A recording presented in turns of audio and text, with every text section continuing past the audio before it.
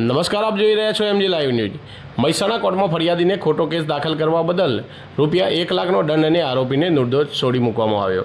ફરિયાદીએ the negotiable instrument એક્ટની કલમ 138 મુજબ અંકે ₹3 લાખ પુરાના check રિટર્નની ફરિયાદ દાખલ કરવામાં આવી હતી, જેને નહીં લે નામદાર કોર્ટમાં કેસ ચાલેલ હતો, જેમાં આરોપીએ અગાઉ ફરિયાદીને ₹41,000 ફોનપેથી આપ્યા હતા તેમજ પોતાના દાગીના આપ્યા હતા। એ દાગીના ફરિયાદીએ ₹3,33,500માં બારોબાર વેચાણ કરી નાખ્યા હતા। તેમ છતાંય ફરિયાદીએ પોતાની પાસે પડેલ ચેકનો દુરુપયોગ કરી ₹3 લાખનો કેસ દાખલ કર્યો હતો, જેમાં સદર હકીકતો પુરવાર થતાં તેમજ વકીલ જયદેવસિંહ બી ચાવડાની દલીલો સાંભળીને આરોપીને નિર્દોષ છોડી દેવામાં આવ્યો।